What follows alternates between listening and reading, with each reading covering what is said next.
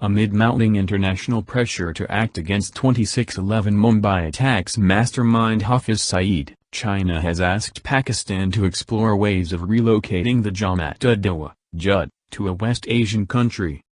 According to an exclusive report of The Hindu, Chinese President Xi Jinping suggested this course of action to Pakistan Prime Minister Shahid Khaqan Abbasi to allow Saeed to live a quiet life in a West Asian country.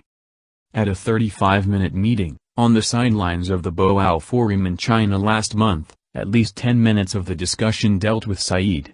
The Chinese president was keen on pressing the prime minister to find an early solution to keep Saeed away from the limelight, a close aide of Abbasi told The Hindu, requesting anonymity.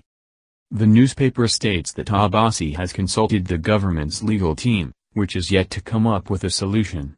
The issue is expected to be referred to the next government as the Prime Minister will leave office on May 31 after completion of his tenure. The general election will be held at July end. The discussion on Saeed between the two countries comes a fortnight after former Pakistan Prime Minister Nawaz Sharif publicly acknowledged that militant organizations are active in the country and questioned the policy to allow the non-state actors to cross the border and kill people in Mumbai. The JUD has been accusing the government of taking action against Saeed at the instance of the US and India. Saeed, who met some journalists over Iftar on Tuesday in Karachi, refused to believe that China would want a ban on him or to see him out of the country. However, he admitted that China would act as a superpower and dictate to Pakistan. He denied that any government functionary had met him in recent weeks to discuss the future of the JUD.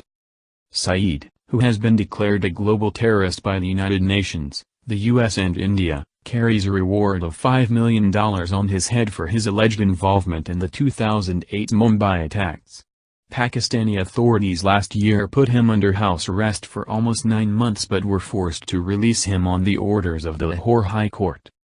Earlier this year, the JUD was put on the list of banned organizations just before the Financial Action Task Force (FATF) meeting in Paris. Following the meeting, it was decided to put Pakistan on the grey list for its failure to prevent terror financing. In April, the US has also designated Muslim League (MML), the political front of Hafiz Saeed-led Jamaat-ud-Dawa, as a foreign terrorist organization. The JUD was reported by Indonesia after the authorities detected some money channeled through the country by the outfit. Indonesia notified the FATF. A presidential ordinance was issued to freeze all assets of Hafiz Saeed, linked to the JUD and its charity arm, Falayan Sanayat Foundation.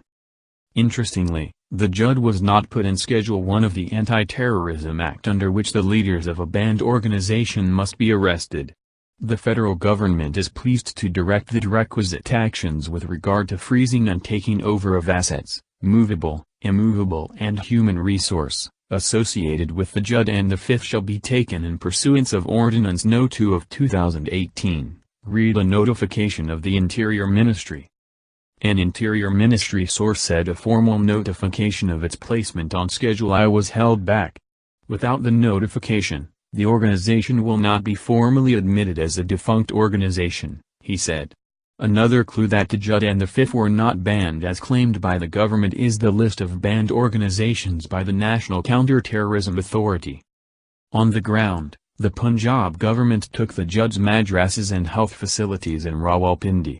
The provincial government also issued a notification barring collection of donations by the JUD in the FIF. The JUD has a network of over 150 ambulances, 6 hospitals, 60 schools and scores of madrasas across Punjab and the Pakistan-administered Kashmir and northern areas. In January this year, the Securities and Exchange Commission of Pakistan issued a circular to all companies barring them from donating money to those entities put on the UNSC-sanctioned list. The government also tabled a bill to formalize the ban on the JUD, but it has not been passed so far.